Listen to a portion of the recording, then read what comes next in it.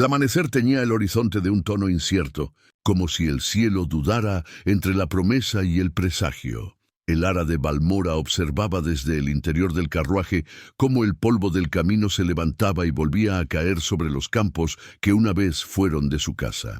No había flores en aquella ruta, solo hierba seca, quebrada por el peso de los cascos y del destino. Su boda sería la paz. Eso decían todos, que su unión con el duque de Carsen sellaría los años de guerra, que su sonrisa bastaría para calmar a los ejércitos. Pero ninguna doncella puede sonreír cuando la llevan, en silencio, hacia la tierra de su enemigo.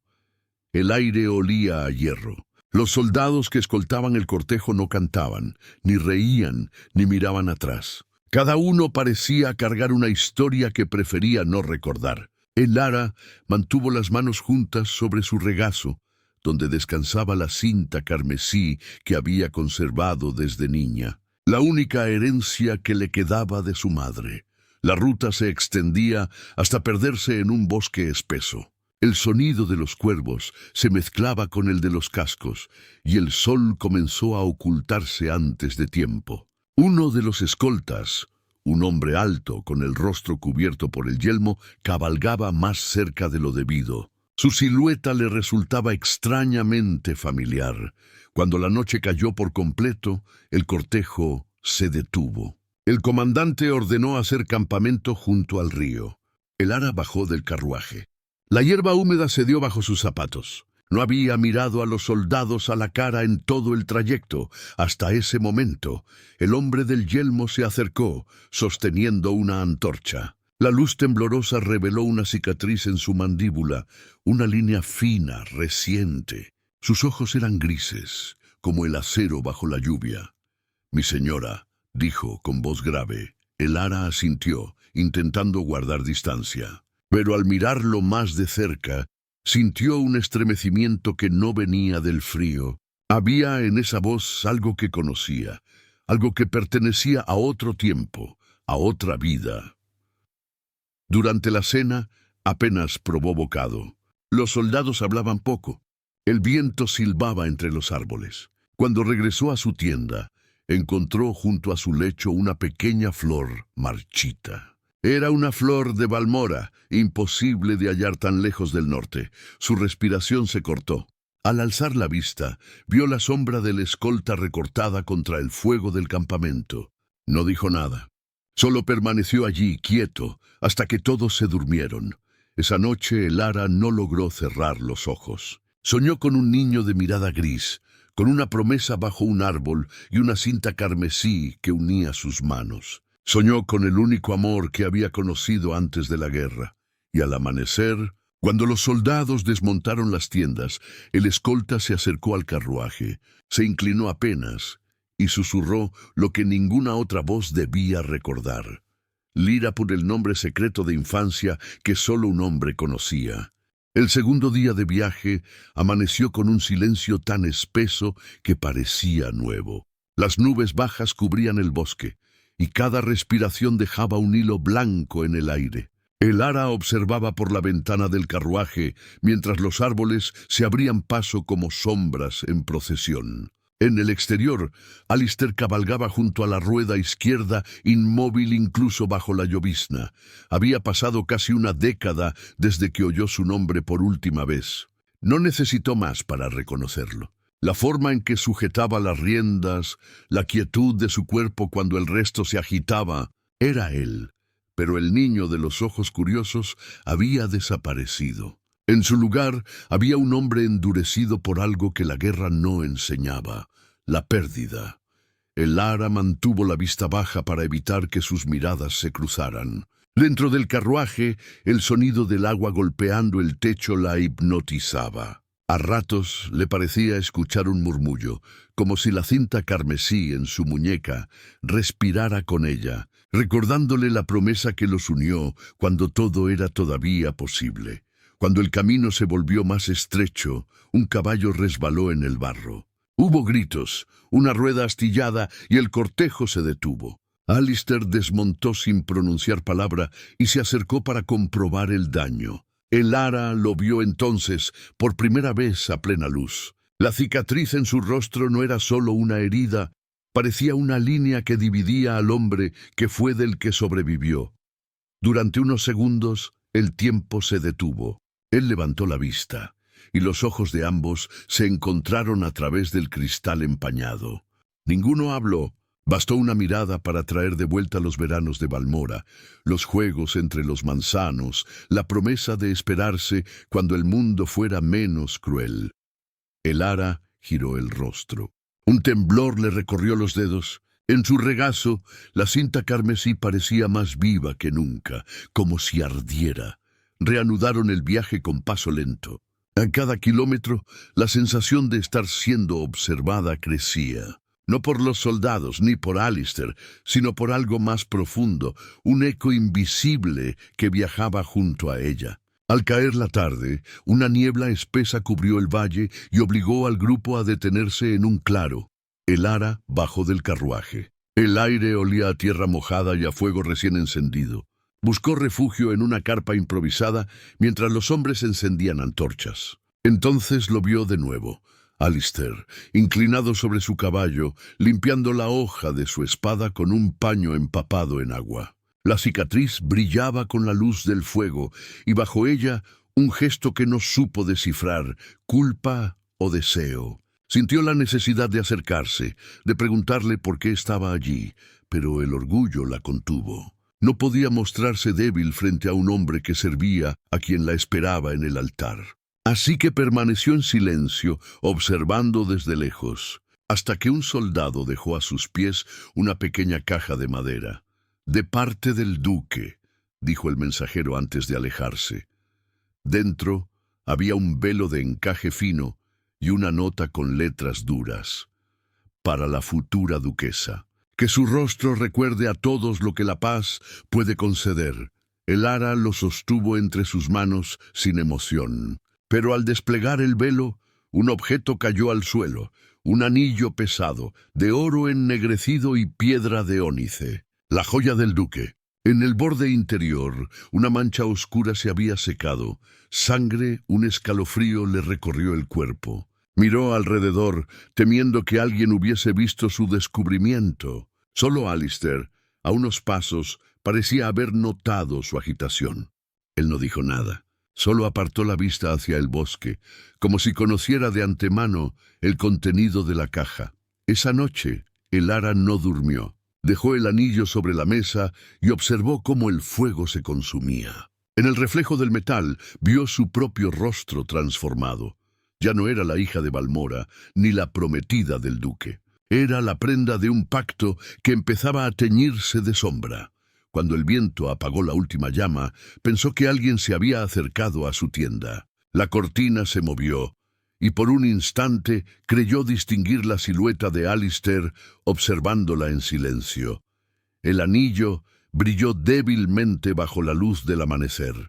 Elara llegó a Carsen, cuando el invierno aún no había reclamado las colinas. El castillo se alzaba sobre un acantilado oscuro, tan vasto que parecía haber sido construido no por manos humanas, sino por el propio tiempo. Las torres se perdían entre las nubes y las gárgolas vigilaban desde lo alto con la paciencia de los que ya han visto demasiadas tragedias repetirse.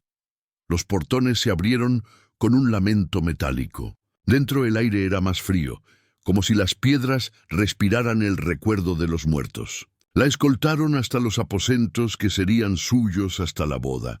Un cuarto amplio con tapices de casa, una chimenea apagada y un ventanal que miraba hacia el mar. Las olas golpeaban con furia contra la roca, como si quisieran arrancar el castillo de sus cimientos. Elara recorrió el lugar sin prisa. Su mirada se detuvo en un tapiz raído que colgaba junto al lecho. Era extraño.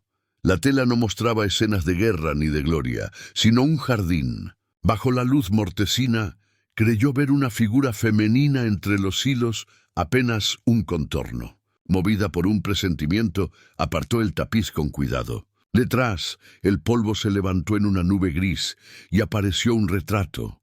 El lienzo mostraba a una niña de unos 10 años. Tenía el cabello oscuro, trenzado, y en la muñeca una cinta carmesí. La pintura estaba firmada con un nombre que Elara conocía demasiado bien: Roderick de Carsen. El corazón le golpeó el pecho con fuerza. Aquella niña era ella. Retrocedió un paso, incapaz de comprender. El retrato estaba allí desde antes de su llegada, oculto tras un tapiz, en el castillo de un hombre al que nunca había visto. Las pinceladas eran suaves, casi devotas, como si el artista hubiera querido conservar algo más que un rostro, un recuerdo prohibido. El sonido de la puerta la sobresaltó. Dama Isolde entró sin anunciarse, envuelta en un manto azul oscuro. Su rostro era sereno, sus manos delgadas y firmes. «Mi señora», dijo con una sonrisa que no alcanzaba los ojos. «El duque ordena que descanse. Ha dispuesto un recibimiento al anochecer». Elara asintió, pero no mencionó el retrato. Observó a Isolde mientras hablaba, intentando leer en su voz alguna intención oculta. Había algo en su tono, una cortesía demasiado medida. Cuando la dama se retiró, la habitación pareció volverse más grande y más vacía. Se acercó de nuevo al retrato. La pintura tenía una grieta vertical, justo sobre el corazón de la niña. Al tocar el marco, notó una irregularidad en la madera. Introdujo los dedos y extrajo una pequeña llave de bronce atada con una cinta descolorida. En el metal se distinguía un grabado diminuto, el blasón de Balmora. Su respiración se volvió errática. ¿Qué hacía esa llave, símbolo de su casa, escondida en la pared del enemigo? Encendió una vela y examinó cada rincón del retrato buscando más señales. En el reverso, apenas visible, una inscripción: «Para proteger lo que es mío». La caligrafía era la misma que había visto en los documentos oficiales del duque. Elara cerró los ojos. La idea era absurda y sin embargo imposible de ignorar. Roderick la conocía desde antes de que ella lo supiera. Su rostro, su infancia, su cinta, todo había estado bajo su mirada, quizá durante años. Dejó la llave sobre la mesa y la observó a la luz del fuego. El metal parecía más antiguo que el marco, como si hubiera pasado por varias manos antes de llegar allí. Recordó el anillo de ónice hallado el día anterior y sintió un escalofrío al imaginar que ambos objetos podían estar unidos por un mismo propósito.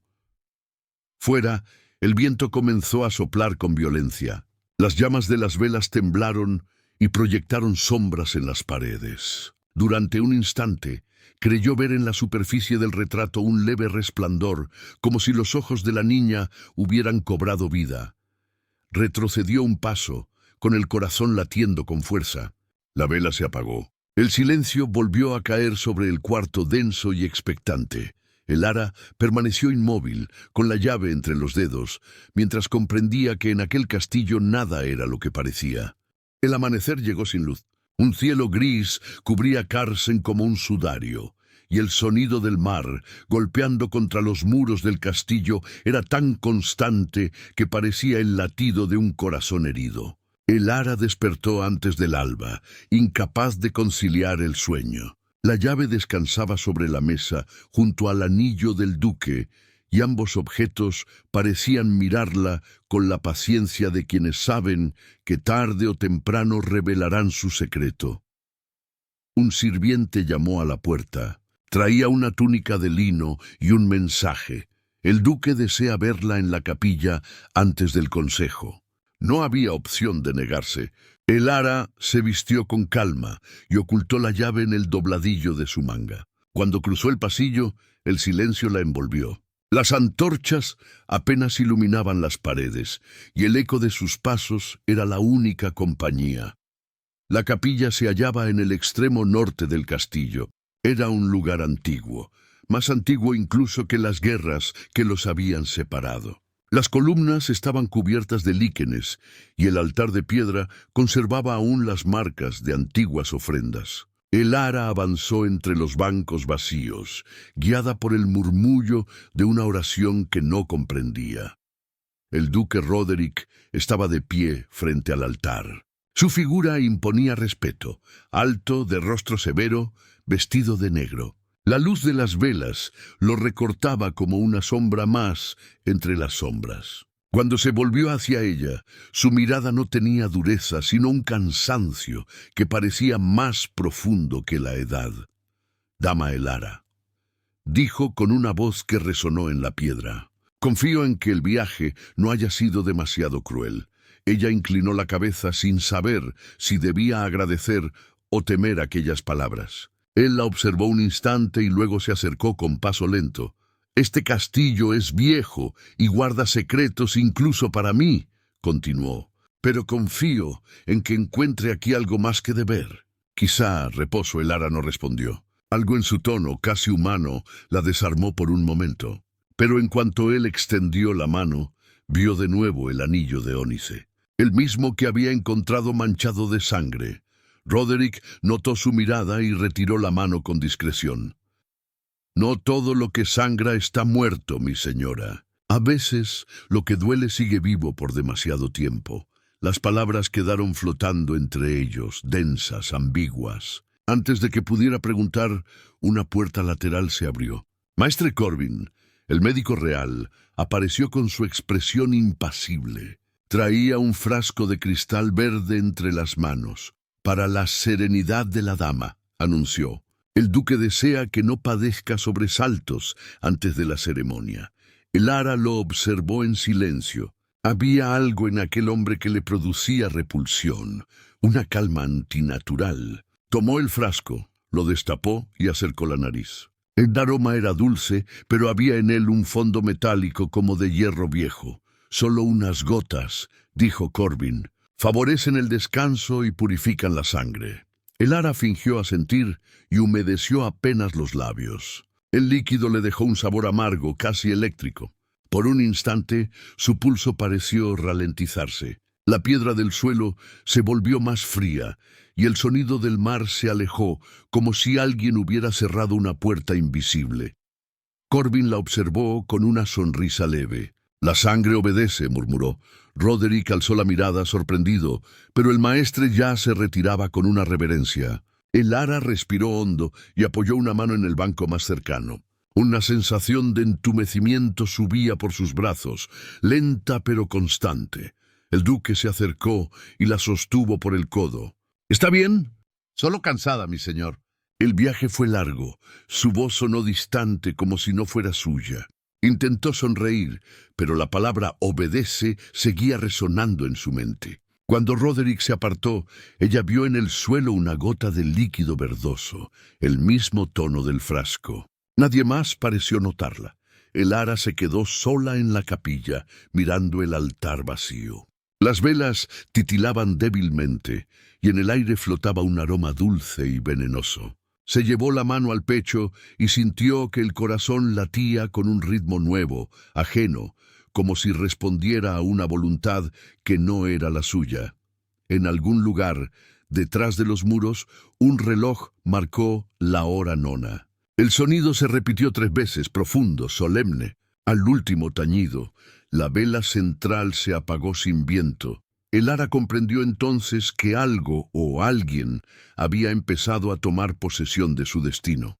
La lluvia comenzó al caer la tarde, lenta al principio, luego con la furia contenida de los inviernos del norte. Elara observaba las gotas golpear el cristal de la ventana, mientras el viento hacía temblar los tapices. El castillo entero parecía respirar con dificultad, como si sus muros retuvieran un secreto que pesaba demasiado para seguir en silencio.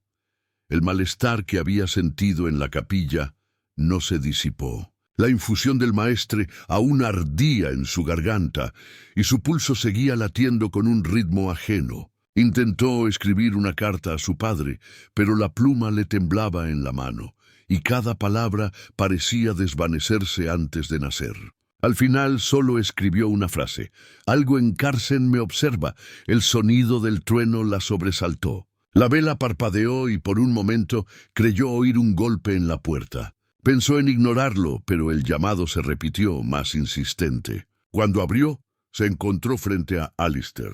Su armadura estaba manchada de barro y su capa empapada. No traía escoltas. Debo hablar con vos, dijo, evitando mirarla directamente. Elara lo dejó pasar. El fuego de la chimenea iluminaba el perfil de su rostro, endurecido, cansado, pero vivo. Las gotas de lluvia resbalaban por la cicatriz que cortaba su mejilla como una línea de hierro. «No debéis venir aquí», murmuró ella. «Si os descubren...» «Ya lo han hecho», respondió. «No me importa». Su voz sonó quebrada. De pie frente a la llama, Alistair parecía debatirse entre dos deberes. Finalmente, alzó la mirada y habló con la sinceridad de quien ya no tiene nada que perder. «Jurasteis que recordaríais Balmora», dijo. «Yo juré protegeros, incluso de mi propia espada». Elara sintió un nudo en la garganta. El fuego crepitó como si confirmara una verdad prohibida. «Roderick», continuó él, «fue quien mandó asesinar a vuestro padre. Pero también fue él quien me salvó la vida cuando la mía ya no valía nada. Sirvo en su ejército porque me lo ordenó un rey moribundo. Y porque la muerte me negó 3 veces. Las palabras se clavaron en ella como fragmentos de hielo. Quiso responder, pero no pudo. Su mente oscilaba entre la traición y la gratitud, entre el niño que amó y el soldado que la traía al altar del enemigo. Alistair bajó la voz. «Hay algo más. Antes de que el duque me enviara a escoltaros, me entregó un cofre. Dijo que pertenecía a vuestra madre, que debía devolvéroslo cuando la paz se firmara. Sacó de su capa una llave pequeña, de bronce. Elara la reconoció al instante. Era idéntica a la que había encontrado tras el retrato. Sin decir palabra, cruzó la habitación, abrió el arcón junto al lecho y colocó ambas llaves en la cerradura doble. Giraron al unísono con un clic seco. Dentro, envueltas en tela vieja, había cartas. 1 docena, todas escritas con la misma caligrafía, la de su madre. Lara tomó la primera con manos temblorosas. El papel olía a lavanda y a años de silencio. «Mi querida hija, si lees esto significa que el duque ha cumplido su promesa. No temas su nombre. Fue él quien te protegió cuando el norte cayó. Yo misma pedí su ayuda, y el precio fue el silencio». Elara sintió que el aire se volvía más espeso. Las palabras se difuminaron en sus ojos. Miró a Alistair, pero él ya conocía la verdad. «Él te salvó, Elara», dijo con voz baja, «y yo juré matarlo». En el fondo del cofre, entre las cartas, había un retrato inacabado, una mujer con la misma mirada que Elara, rodeada de flores rojas. Y debajo de la pintura una nota diferente, escrita con tinta más reciente. «Si la sangre vuelve a Balmora, el veneno también lo hará». Elara alzó la vista, horrorizada. «¿Veneno?», Alistair asintió. «Vuestro padre murió de una enfermedad que nadie supo nombrar. Pero en la corte se rumoreaba que el maestre Corbin había servido en Balmora años antes. El fuego lanzó una chispa que iluminó fugazmente los rostros de ambos. La habitación se llenó del sonido de la tormenta y del miedo que empezaba a tomar forma. Elara cerró el cofre. Apretó la llave en su mano y comprendió que el matrimonio no era una alianza, sino una trampa tejida mucho antes de su nacimiento. El viento rugió contra la ventana. Afuera, los relámpagos dibujaron el perfil del castillo, imponente, vigilante. Dentro, la vela titiló y se apagó, dejando solo el sonido del mar y la respiración contenida de 2 almas que sabían que el amor, cuando nace del peligro, nunca trae descanso. El amanecer llegó sin canto de aves. Solo el golpeteo constante de la lluvia sobre los ventanales acompañaba el silencio del castillo. Elara no había dormido. Las cartas de su madre se extendían sobre la mesa, alineadas como las piezas de un destino que al fin empezaba a revelarse. Cada palabra era un hilo que unía los recuerdos que le habían enseñado a olvidar. La primera carta hablaba de su nacimiento, de una promesa sellada en secreto. La segunda, de una deuda con el duque de Carsen. La tercera, de un peligro que venía de dentro de la corte, no de fuera. En todas, la misma advertencia se repetía. Confía solo en aquel que no reclame nada. Elara se detuvo en la última carta. La tinta más pálida parecía haber sido escrita a toda prisa. Si este mensaje llega a ti, mi hija, es porque los muros de Balmora han caído. No creas en los venenos que curan, ni en las manos que ofrecen paz. Si el maestre Corbin sigue con vida, recuerda esto: la sangre obedece al que la corrompe. Las palabras la hicieron estremecer. El sabor metálico de la infusión del día anterior regresó a su lengua. Cerró los ojos y comprendió lo que su madre había querido decir. No era una metáfora. El maestre había manipulado las sangres reales, una práctica prohibida desde generaciones. Con brebajes, promesas de longevidad y juramentos de obediencia, había controlado reyes, reinas y herederos. El ara dejó caer la carta sobre la mesa. El fuego en la chimenea chispeó, como si confirmara el peligro. Detrás de ella, un leve crujido. Alistair apareció en el umbral, con el rostro sombrío. «He hablado con el duque», dijo en voz baja. «¿Sabe que os hallasteis con el cofre?» El ara se volvió con un sobresalto. ¿Lo sabía? Desde el principio. Fue él quien lo mandó ocultar. Quiso que lo encontrarais, pero no antes de comprender quién es Corbin. Alistair se acercó al fuego y lanzó un pequeño objeto envuelto en tela. Cuando el ara lo abrió, vio una sortija dorada con el sello real de Balmora. En su interior, el mismo símbolo grabado en la llave del retrato. El duque la guardó cuando vuestra madre murió. Dice que fue lo único que ella pidió que se preservara. El ara sostuvo el anillo entre los dedos. Por un instante sintió una ternura que no esperaba. Había odiado al duque durante años y ahora descubría que su nombre estaba unido al de su madre por un juramento de protección. «¿Por qué no me lo dijo?», preguntó casi para sí misma. «Porque el reino necesitaba un enemigo visible», respondió Alistair. Y Roderick aceptó serlo para mantener la paz. Las palabras resonaron con una verdad amarga. El ara comprendió que la historia que conocía no era más que una máscara, y que el amor y el deber no siempre hablaban el mismo idioma. Alistair se apartó hacia la ventana. El mar seguía rugiendo con la fuerza de una bestia sin amo. «El duque planea exponer a Corbin en el consejo de esta noche», dijo. «Pero no confía en nadie más que en vos». El ara asintió, aunque el miedo le apretaba el pecho. «Si lo hace, el príncipe Rowan no se quedará quieto». «Lo sé. Por eso debéis estar preparada». El ara se acercó al escritorio, recogió las cartas y las envolvió en tela. «Mi madre murió por estas verdades», murmuró. «No permitiré que su voz se pierda otra vez». Cuando Alistair se dispuso a salir, ella lo detuvo con un gesto. «Si todo se derrumba esta noche», dijo conteniendo la emoción, «no os olvidéis de Balmora». Él inclinó la cabeza. «Jamás podría». La puerta se cerró tras él. El ara permaneció un momento inmóvil, sosteniendo el anillo en la palma. Luego lo deslizó en su dedo y sintió una corriente cálida recorrerle el cuerpo. Por primera vez desde su llegada, el miedo se mezcló con una certeza silenciosa.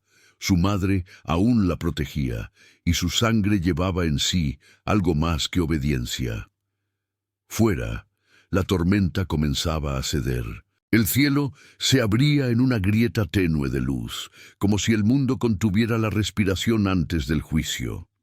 El ara se acercó al retrato oculto tras el tapiz y lo observó a la luz vacilante. La niña de la pintura parecía mirarla con un reconocimiento mudo, como si aguardara el final de un secreto que estaba a punto de romperse.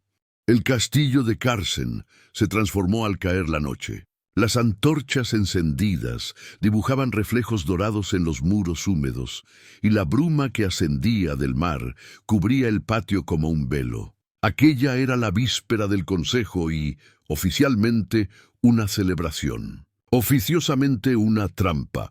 El ara fue conducida hasta la gran galería, donde nobles, emisarios y cortesanos se mezclaban tras máscaras de seda. Cada sonrisa escondía una intención, cada gesto una amenaza velada. La música sonaba distante, como si viniera de un salón distinto al del cuerpo. Su vestido era de terciopelo azul oscuro, ceñido a la cintura con un hilo dorado. En su muñeca, bajo los guantes, aún llevaba la cinta carmesí de su infancia. La había mantenido oculta todos esos años, pero aquella noche sintió la necesidad de recordarse quién era antes de los pactos y las mentiras.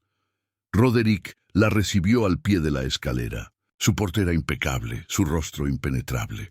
«Mi señora», dijo con una leve inclinación, «los ojos del reino os observan esta noche». El ara inclinó la cabeza sin sonreír. Lo observó con atención. La herida en su mano derecha seguía fresca, una línea rojiza apenas cubierta por un guante. No era el gesto de un hombre en calma, sino de quien aguarda el golpe. Mientras bailaban, el duque habló en voz baja, tan cerca que el ara pudo sentir el roce de su respiración. «No todos los enemigos llevan espada. Algunos prefieren la copa». Ella comprendió la advertencia. Su mirada recorrió el salón. Entre los invitados distinguió al maestre Corbin, observándolos con una serenidad enferma. A su lado, la dama Isolde conversaba con el príncipe Rowan, quien sonreía con el mismo encanto calculado que usaban los lobos antes de atacar. La música cambió y Roderick la soltó con un gesto imperceptible. «Recordad lo que os dije en la capilla. No todo lo que sangra está muerto». El ara se alejó con el corazón acelerado. Buscó aire, refugio, sentido. Cruzó una galería lateral y se detuvo junto a un espejo cubierto con un paño. Cuando lo levantó, su reflejo le devolvió una mirada desconocida. Ya no era la niña del retrato ni la prometida obediente. Era una mujer que había heredado una verdad capaz de destruir reinos. Un movimiento detrás del espejo la hizo girar. Dama Isolde estaba allí con el rostro descubierto. «Mi señora», dijo en voz baja, «este lugar no es seguro. Venid conmigo». El ara dudó, pero la urgencia en los ojos de Isolde era convincente. La siguió por un corredor angosto, hasta una puerta escondida tras los tapices. Bajaron por una escalera de piedra apenas iluminada por antorchas. «¿A dónde me llevas?», preguntó el ara sin respuesta. Al llegar a una cámara subterránea, Isolde cerró la puerta tras ellas. «Debéis marcharos esta misma noche», dijo con voz temblorosa. «El príncipe ha dado la orden. Mañana, al amanecer, el consejo declarará traición a vuestro nombre». El ara sintió un frío helado recorrerle la espalda. «¿Por qué me ayudas?». Isolde bajó la vista. «Porque también fui su prisionera». Antes de que pudiera decir más, un ruido metálico sonó al otro lado del muro. Una figura emergió de la sombra, Alistair. Su espada desenvainada reflejó la luz de la antorcha. «¡Apartaos de ella!», ordenó con voz dura. El ara dio un paso atrás, confundida. «¿Qué ocurre?». Alistair avanzó. «No la escuchéis. Isolde no sirve al duque, sirve al príncipe Rowan». La dama lo miró con un brillo amargo. «Tarde o temprano lo sabría, pero de poco servirá. El consejo ya ha sido sellado». Con un gesto rápido, deslizó algo bajo la puerta, una pluma negra. Luego se irguió, tranquila, y dijo: «La señal ha sido dada». Alistair corrió hacia la salida, pero los pasos ya resonaban en el corredor superior. El ara sintió que el suelo vibraba con el eco de botas y acero. La pluma negra descansaba sobre las piedras, símbolo del príncipe y de la traición. Isolde la observó unos segundos. Luego se volvió hacia el ara. «A veces la verdad llega disfrazada de misericordia». El sonido de las puertas abriéndose interrumpió la frase. El ara retrocedió, la cinta en su muñeca ardiendo como si adivinara el peligro. Afuera la música había cesado. Solo quedaba el rumor del mar golpeando contra las rocas, un recordatorio de que ninguna máscara podía ya ocultar lo que estaba por venir. El amanecer llegó con un silencio que no pertenecía al día. Ni los pájaros se atrevieron a cantar. El ara se vistió con manos temblorosas, asistida por doncellas que no levantaban la vista. El aire estaba cargado de un presagio que nadie se atrevía a nombrar.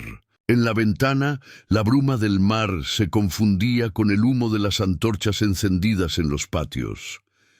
La boda debía celebrarse en la capilla mayor, bajo la mirada del consejo. Todo estaba dispuesto para sellar la alianza entre Carsen y Balmora, pero la alianza ya era una herida. El vestido que habían elegido para ella era blanco, casi transparente, con un bordado en hilo plateado que reflejaba la luz de las velas como si fueran escamas. El velo, largo y pesado, parecía una cadena tejida con seda.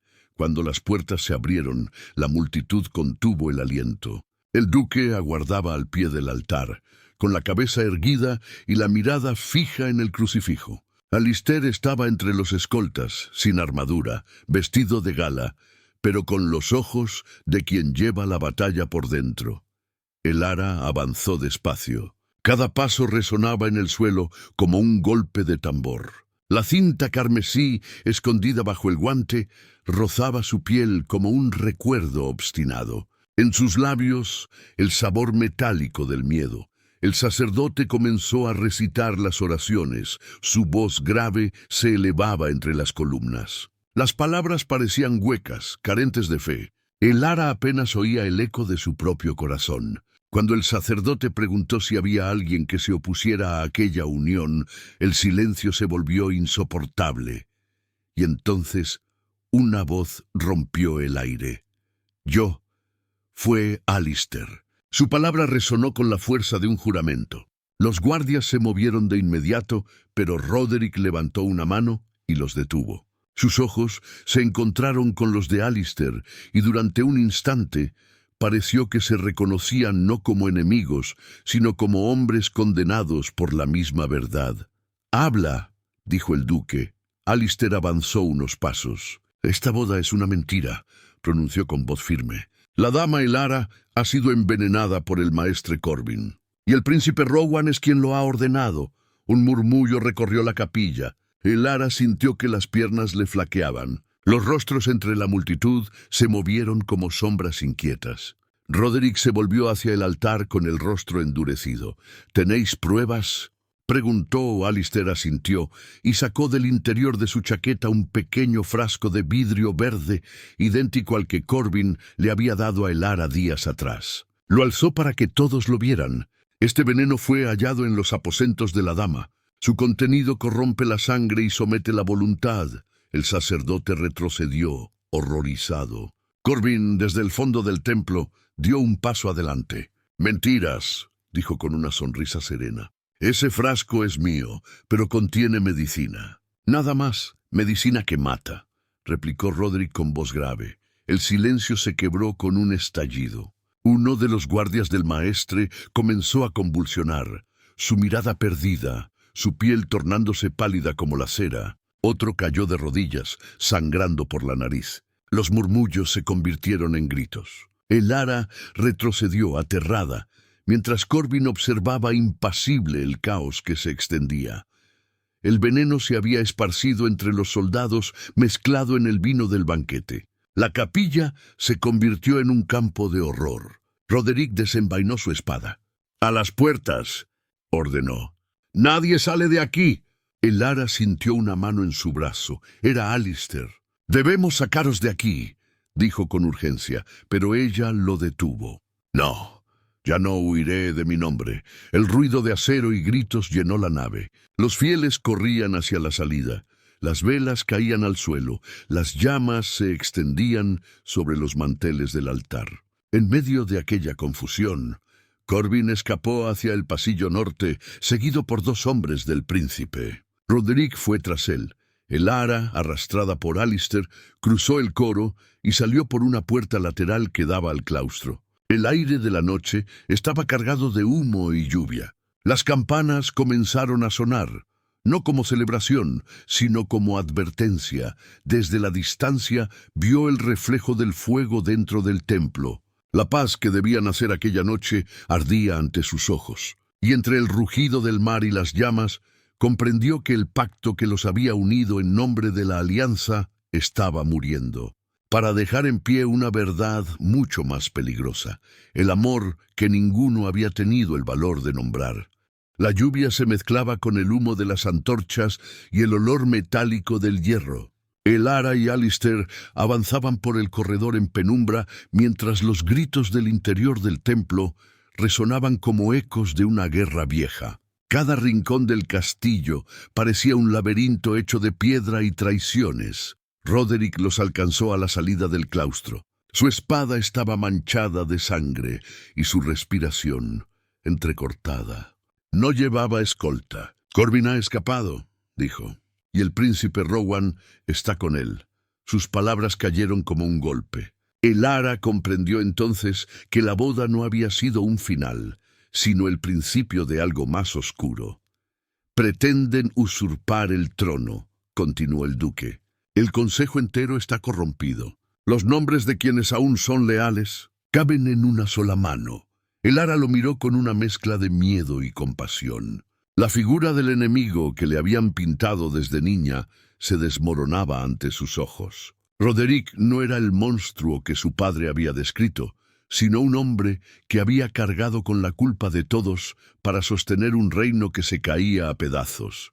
El viento sopló con fuerza desde el patio. Entre las nubes, el amanecer apenas asomaba como una línea pálida. Alistair se adelantó, vigilando los pasillos. «Los hombres del príncipe rodean el ala sur», dijo. «No llegarán a las murallas antes de una hora». Roderick se apoyó contra una columna. Su herida en el costado sangraba, pero seguía en pie. «No hay tiempo. Debéis partir», le dijo a Elara. «Hay un pasaje bajo la torre este. Conduce al puerto. Allí encontraréis un barco preparado». «No me iré», respondió ella con voz firme. «Este reino también me pertenece». Roderick sonrió con amargura. «Hablas como tu madre». Ella tampoco quiso huir. Elara dio un paso hacia él. «Ella confió en ti. Lo sé ahora. ¿Por qué callaste tanto tiempo?» El duque bajó la vista. «Porque su muerte fue mi castigo. La amé y esa fue mi traición. Tu madre y yo sellamos la paz mucho antes de que nacieras». Ella sabía que el príncipe Rowan codiciaba la corona. Y sabía también que si el norte caía, solo una alianza podría salvarte. Por eso te prometió a mí, no por política, sino por protección. Elara sintió que el aire se escapaba de sus pulmones. «¿Mi madre te amó?» Roderick no respondió. Su silencio fue suficiente. El sonido distante de cascos y espadas interrumpió el momento. Alistair desenvainó su arma y se colocó entre ellos. «Vienen por nosotros». Roderick se incorporó con dificultad. «Luchad por ella, Sir Alistair. Yo mantendré la puerta». «Moriréis si os quedáis», dijo Elara, desesperada. El duque le tendió la mano. «Nadie muere mientras su nombre sea recordado». Elara sintió el peso de las lágrimas, pero no tuvo tiempo para más.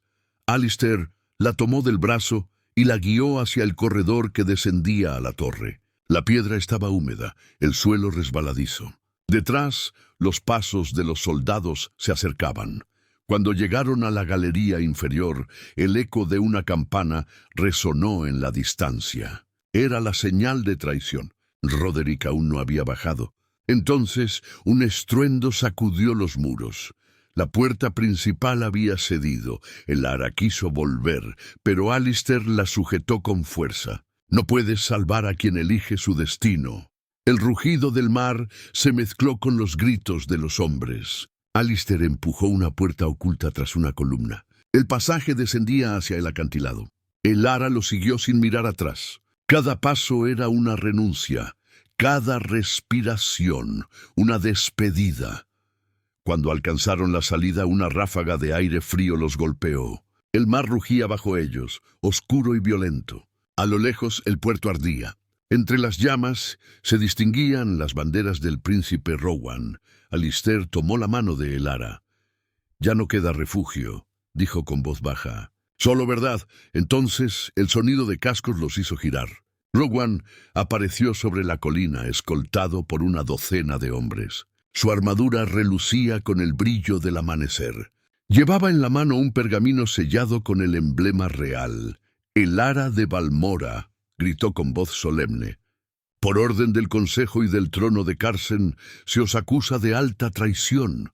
El silencio que siguió fue irreal. Elara se irguió, el cabello enredado por el viento, la cinta carmesí ondeando en su muñeca como una llama viva. En aquel instante supo que su madre había tenido razón.